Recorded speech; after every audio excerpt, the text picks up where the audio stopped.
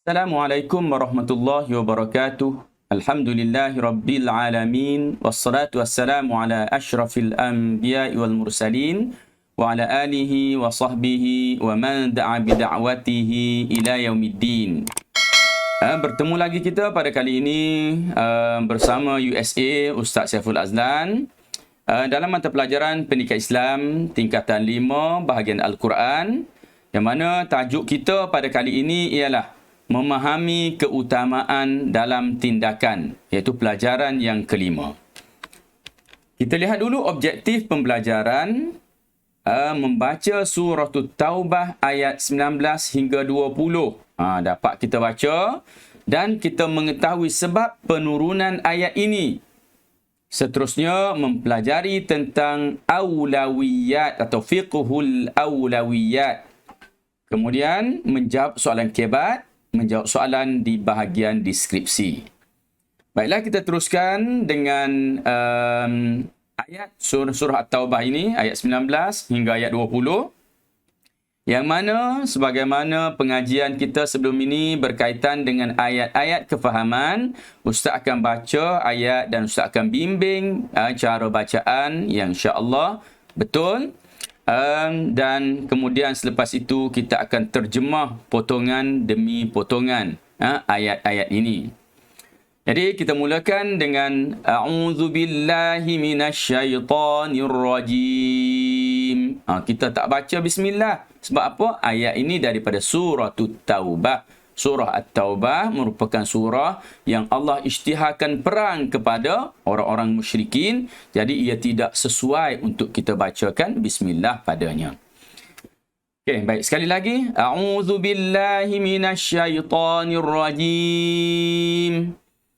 أجعلتم سقاية الحاج وعمارة المسجد الحرام كمن آمن بالله واليوم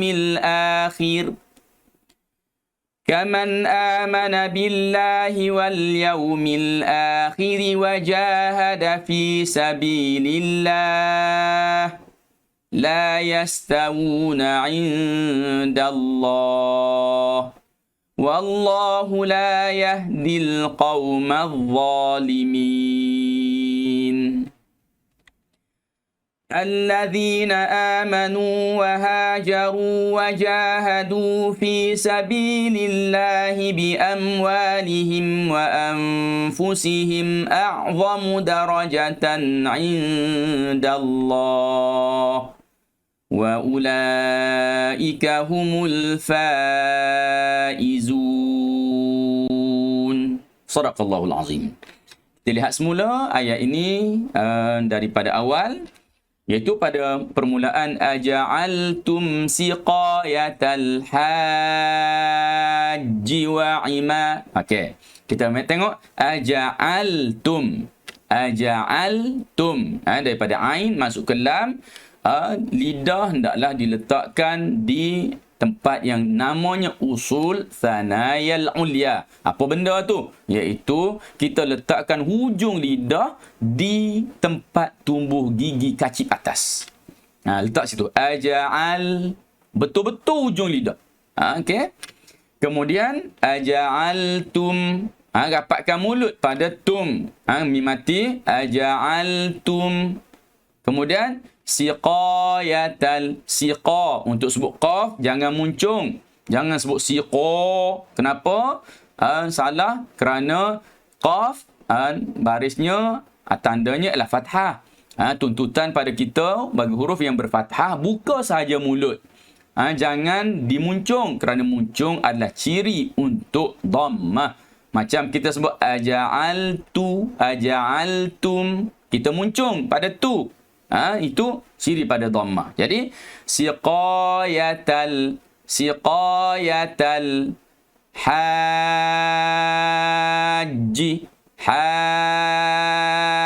haji. Ini kita baca dengan bacaan mad lazim sebanyak 6 harakat. 6 harakat. Kemudian wa imaratal. Sekali lagi kita jumpa dalam mati. Wa imaratal masjidil harami kaman.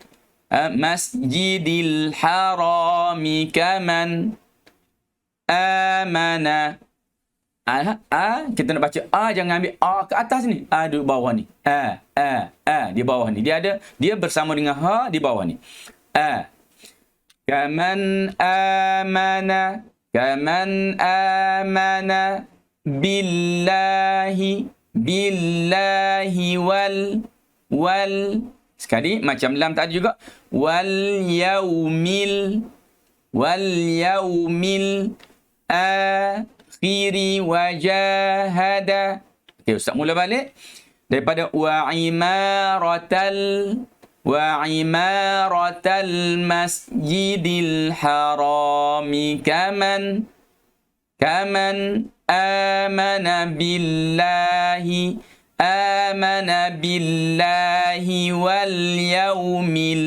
wal yaumil akhiri wajahada fi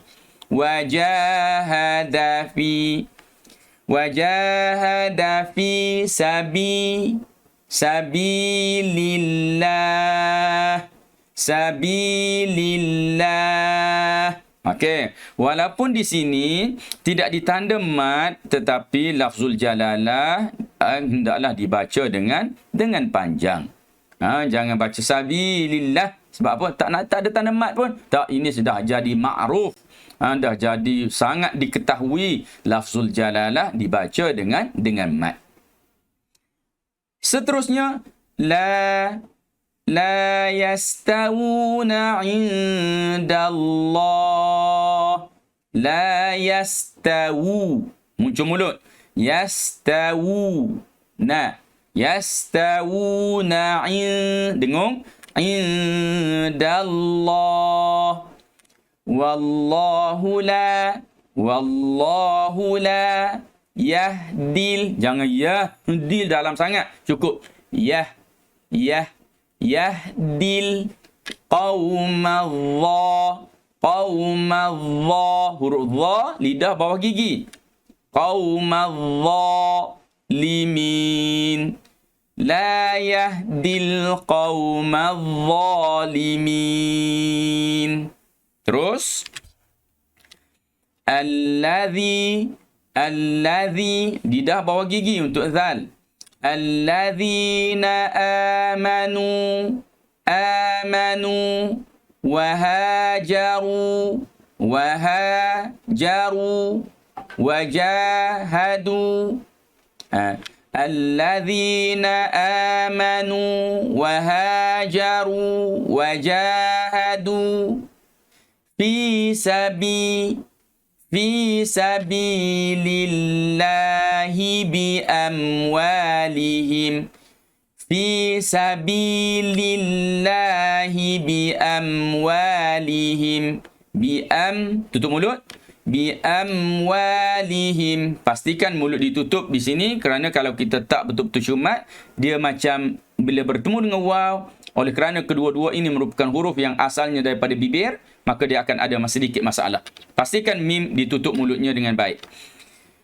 Bi amwalihim wa anfusihim letakkan gigi di bahagian bibir dalam. Dekat nak sentuh, jangan sentuh. Wa anfusihim a'zamu darajatan indallah. Wa ula jangan panjang sangat. Wa ulaika humul faizun.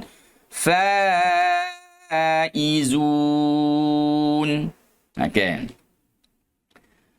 Jadi, ini adalah merupakan ayat-ayat yang perlu kita baca. Diharap para pelajar akan dapat membaca ayat-ayat ini dengan baik. Rujuk video ini semula untuk mendapatkan sebutan bagi perkataan-perkataan yang mungkin agak keliru untuk disebut. Baik. Kita lihat lagi pada potongan ayat. Maksud ayat, potongan ayat. Aja'altum siqayatal haji. Okey, kita ambil takat tu je. Adakah kamu sifatkan hanya perbuatan memberi minum kepada orang-orang yang mengerjakan haji? Adakah kamu sifatkan hanya perbuatan memberi minum kepada orang-orang yang mengerjakan haji? Sambung lagi, ayat ni belum lagi, tak ada predikat dia lagi. Tak boleh faham lagi. Wa imaratal masjidil haram. Dan hanya perbuatan memakmurkan Masjidil Haram itu. Belum lagi ada jawapannya. Memakmurkan Masjidil Haram. Kemudian, kaman amana billahi wal yaumil akhir. Sama seperti orang yang beriman kepada Allah dan hari akhirat. Untuk faham ayat ini, maka kita pergi sedikit kepada kisah di sebalik ayat ini, iaitu orang-orang di kalangan orang kafir Quraisy. Ada yang menjaga. Sebelum ini di zaman jahiliyah, mereka itulah yang jaga orang haji, bagi makan minum kepada orang haji, menjaga Masjidil Haram, dan mereka seolah-olah menganggap diri mereka adalah lebih baik. Maka Allah Subhanahu wa taala membuat satu pertanyaan, adakah kamu sifatkan orang-orang sebegitu walaupun mereka baik, mereka buat banyak amal kebajikan, tapi mereka tak beriman? Adakah perbuatan mereka itu jadi lebih baik daripada orang beriman kepada Allah dan hari akhirat? Bukan setakat tu saja. Wajahada fi sabilillah. Dan orang Islam tu yang berjihad di jalan Allah, adakah orang yang baik-baik begitu dalam keadaan tidak beriman? Kamu nak samakan dengan orang beriman kepada Allah dan hari akhirat dan berjihad fi sabilillah? Allah tanya begitu. Kemudian Allah bagi jawapan, la yastawuna indallah. Tidak sama di sisi Allah. Mereka yang bersifat demikian, berperbuatan demikian, walau baik mana pun mereka, oleh kerana mereka tidak beriman, la yastawuna indallah. Tidak sama di sisi Allah Subhanahu wa taala.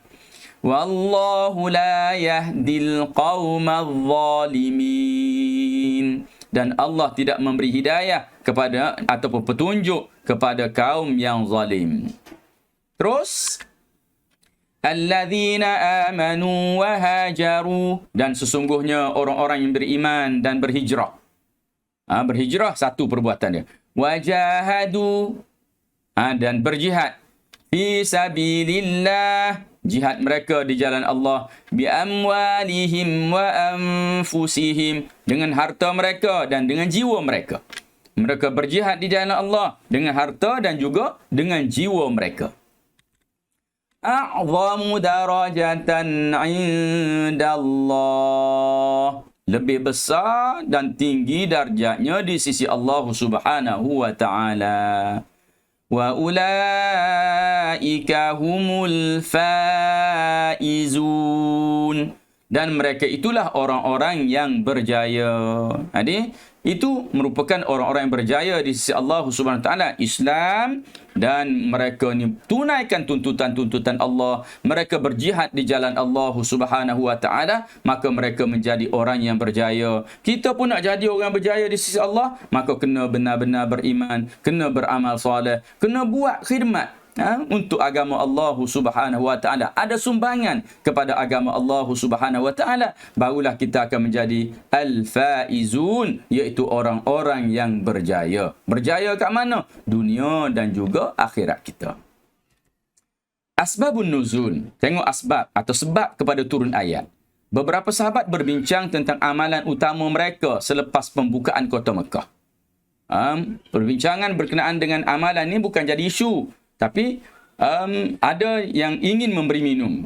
Perbincangan mereka, ada yang ingin memberi minum orang yang menunaikan haji, ingin memakmurkan Masjidil Haram, dan ada juga yang ingin berjihad di jalan Allah Subhanahu Wa Taala.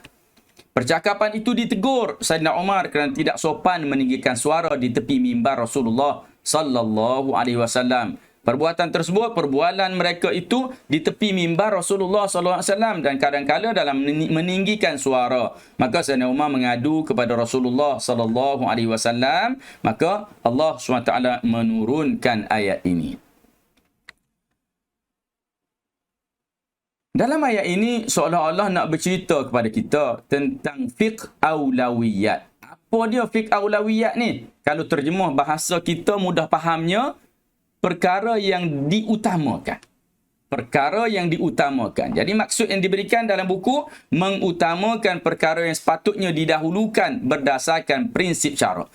Mengutamakan perkara yang patut diutamakan, mendahulukan perkara yang patut didahulukan. Apa dasarnya? Prinsip yang telah pun ditetapkan oleh syarak, iaitu telah ditetapkan oleh agama kita. Spektrum ilmu menyatakan bahawa prinsip asas dalam fiqhul aulawiyat, dalam menyatakan tentang keutamaan ini, fiqh keutamaan ini, apa dalilnya? Apa perkara yang prinsip asasnya?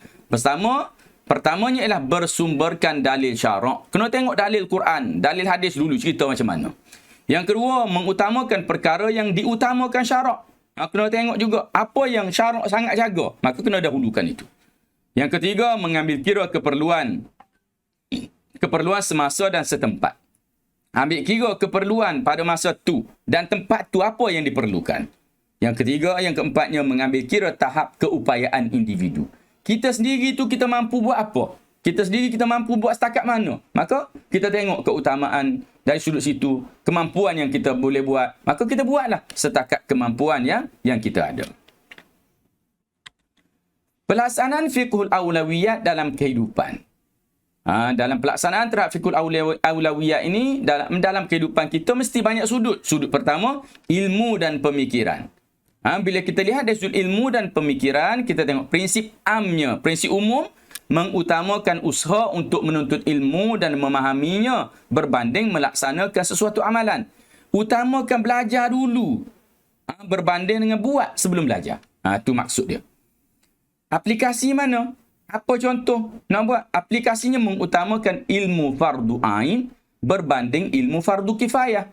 Mengutamakan ilmu fardu ain, kewajipan pada individu berbanding kewajipan terhadap orang ramai ataupun kewajipan yang diwakilkan kepada orang ramai.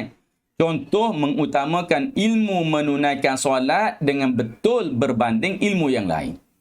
Kita nak perlu belajar. Maka ilmu apa yang perlu kita belajar dulu? Ilmu untuk tunai solat dengan baik, contoh dulu. Ataupun ilmu berkenaan dengan perkara akidah. Kena belajar dulu. Maka barulah kita boleh belajar ilmu-ilmu yang lain. Dari sini kita nampak cacatnya apa yang ada dalam masyarakat kita pada hari ini. Mereka belum menguasai, mereka belum mempelajari ilmu-ilmu yang dituntut kepada diri mereka secara peribadi, sedangkan mereka sibuk untuk mendalami ilmu-ilmu yang berbentuk fardu kifayah yang nanti akan diguna untuk kehidupan mereka di atas dunia. Jadi bukan salah kita belajar ilmu-ilmu yang lain. Tapi ilmu keagamaan yang berbentuk fardu ain itu mesti kita utamakan terlebih dahulu. Mesti kena pandai benda ni terlebih dahulu. Kemudian pergilah nak belajar apa, nak naik ke langit, nak naik ke bulan ke, pergilah belajar, tak ada masalah. Tetapi ilmu-ilmu yang khusus untuk diri kita sendiri, seperti perkara akidah, seperti menunaikan solat, bagaimana cara nak berpuasa, kewajipan dalam ibadat haji kita, zakat kita, apa semua sekali, perlu kita tahu terlebih dahulu sebelum kita mempelajari ilmu-ilmu yang lain. Baik. Kedua, kita lihat ilmu dan pemikiran juga dalam dana. Aplikasi yang kedua, itu mengutamakan ilmu fardu kifayah yang menjadi keperluan semasa berbanding ilmu fardu kifayah yang lain. Kita turun satu tahap. Tadi kita katakan antara fardu ain dengan fardu kifayah. Pilih fardu ain. Kalau dua-dua fardu kifayah, maka nak buat yang mana? Maka ambil yang lebih berguna pada masa tu, yang lebih penting pada masa tu. Contoh, mengutamakan mempelajari ilmu dalam bidang perubatan berbanding kejuruteraan jika keperluan kepada perubatan lebih mendesak. Kalau keperluan kepada kejuruteraan lebih mendesak, maka pelajari ilmu kejuruteraan dulu. Tengok kepada keadaan semasa. Apakah keperluan pada masa itu, maka kita utamakan yang lebih perlu berbanding yang kurang perlu. Dari sudut amalan, prinsip amnya ialah mengutamakan amalan yang banyak manfaat berbanding amalan yang kurang manfaat. Aplikasi mengutamakan amalan yang banyak manfaat kepada masyarakat mengikut situasi dan keperluan. Contoh, bersedekah, memberikan manfaat kepada orang yang kita berikan sedekah kepada mereka berbanding gotong royong, kerana gotong royong tu kesannya adalah berbentuk perkara-perkara sampingan sahaja. Bila mana kita bersedekah, dia boleh diguna untuk keperluan mereka yang kemungkinan berkait dengan agama, nak beli pakaian untuk solat, nak beli keperluan-keperluan dalam keluarga dia. Jadi itu dikira lebih utama berbanding dengan perbuatan-perbuatan sampingan. Pelaksanaan fiqh aulawiyat dalam kehidupan mengikut tuntutan syaraknya apa dia? Prinsip am mengutamakan perkara pokok berbanding perkara cabang. Benda asas dulu berbanding dengan furu' atau cabang. Aplikasi mengutamakan amalan fardu ain berbanding amalan fardu kifayah. Apa dia? Mengutamakan zakat fitrah berbanding sedekah. Mengutamakan nak keluarkan zakat fitrah dulu atau zakat harta dulu berbanding sedekah. Takut-takut ada orang yang sedekah ada tapi zakat tak nak keluar. Itu jadi orang tak memahami fiqh aulawiyat, tak memahami keutamaan dalam tindakan mereka untuk mencari redha Allah Subhanahu wa taala. Aplikasi yang kedua, mengutamakan amalan wajib berbanding amalan sunat. Contoh, mengutamakan membantu ibu bapa berbanding iktikaf. Bantu ibu bapa ni suatu kewajipan bagi kita. Tapi ada orang tak nak tolong mak ayah dia, pergi duduk masjid iktikaf. Memanglah iktikaf itu amalan yang baik. Tetapi, kena utamakan yang lebih baik, yang lebih perlu pada ketika itu. Aplikasi yang ketiga, mengutamakan ilmu akidah berbanding ilmu syariah. Mempelajari asas akidah Islam terlebih dahulu, asas akidah Islam terlebih dahulu berbanding mendalami ilmu fiqh. Belajar dulu asas-asas dalam akidah. Dah pandai dah. Kemudian barulah boleh mendalami ilmu fiqh. Ustaz nak highlightkan di sini, mendalami. Bukan bermaksud tak belajar solat. Solat kena belajar kerana dia adalah merupakan kefarduan yang datang selari dengan akidah. Manakala mendalami ni maksudnya kita nak tahu seluk-beluk yang mendalam berkaitan dengan ilmu fiqh, ini merupakan perkara yang dikira agak sampingan dalam kehidupan kita. Maka utamakan dulu yang penting asas, kemudian barulah kita bergerak kepada perkara-perkara yang furu', perkara-perkara cabang, perkara-perkara yang kurang sedikit kepentingannya berbanding dengan yang utama tadi. Spektrum ilmu, perkara pokok kita panggil sebagai usul. Mudah nak faham. Usul, asal. Usul. Iaitu perkara asas dalam Islam seperti keimanan kepada Allah. Ini usul. Tunjang. Perkara cabang, perincian kita panggil furu'. Perkara cabang kita panggil furu'. Iaitu perincian kecil kepada pelaksanaan perkara pokok. Seperti teknika kecil dalam pelaksanaan solat berjamaah. Teknika kecil. Contohnya bila mana kita solat, kita takbiratul ihram, kita tahu perkara pokoknya ialah kita kena tahu rukun-rukunnya. Kemudian antara perkara-perkara furu' dalam solat ialah kita nanti selepas kita takbir, kita nak letak tangan kat mana. Sama ada kita nak letak di atas bahagian dada, atau senang cerita untuk mudah kamu faham, kita katakan bahawa bila mana kita solat, kita ada tangan yang kita letak atas, kita letak di atas kepala lutut kita ketika duduk antara dua sujud atau ketika tahiyat. Kita letak tangan tu macam mana nak letak masa tahiyat? Nak letak macam ni ke? Atau nak letak dalam keadaan dia bergerak ke? Atau nak letak dia berpusing ke? Kesemuanya itu adalah merupakan perkara furu', perkara teknika kecil dalam kita melaksanakan solat ataupun dalam kita melaksanakan solat berjemaah. Ada perkara-perkara yang perlu kita belajar dari sudut kedudukan kita dengan imam, macam mana jika berlaku perkara-perkara yang yang apa ni kita tak jangka apa yang kita nak buat bila kita solat berjemaah ini dipanggil perkara-perkara furu', perkara-perkara cabang dalam ibadat kita kepada Allah Subhanahu wa taala. Kepentingan fiqh aulawiyat iaitu memastikan tindakan manusia terkawal dan sistematik. Kita buat agama ni dalam keadaan terkawal, tersusun elok. Yang kedua, membuahkan hasil kerja yang berkualiti dan efektif. Bila kita susun, kita rancang, maka hasil pun akan dapat baiklah. Yang ketiga, mengamalkan semua tuntutan Islam mengikut susunan yang tepat. Kita buat semua yang disuruh oleh Islam, tapi ikut susunan keutamaan satu-satu-satu, akhirnya kita dapat lakukan semua yang dituntut oleh agama Islam. Kepentingan fiqh aulawiyat juga ialah menyeimbangkan kehidupan masyarakat dalam pelaksanaan tuntutan syariat. Seimbangkan kehidupan masyarakat.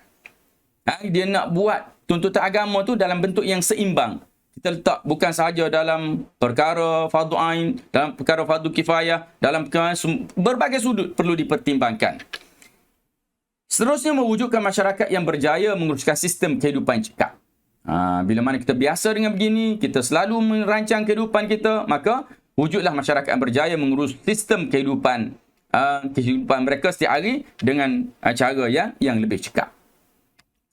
Pengajaran ayat, kita hendaklah sentiasa meningkatkan keimanan kepada Allah kerana keimanan ialah kunci penerimaan segala ibadat. Perhatikan pada kerana. Ustaz hubungkan ayat pertama dengan ayat kedua untuk mendapatkan satu markah, dua markah. Satu markah. Jadi campur ni jadi dua. Kita hendaklah sentiasa berhijrah ke arah yang lebih baik agar menjadi insan yang produktif. Ini Ustaz sambungkan dengan agar. Baik, terus soalan keempat. Terdapat sebilangan remaja mengutamakan rakan sebaya berbanding ibu bapa mereka. Huraikan pendapat anda berdasarkan fiqhul aulawiyat. Okey. Sebilangan remaja utamakan rakan sebaya. Okey. Jadi, kenapa? Kenapa sebilangan remaja mengutamakan rakan sebaya berbanding ibu bapa mereka?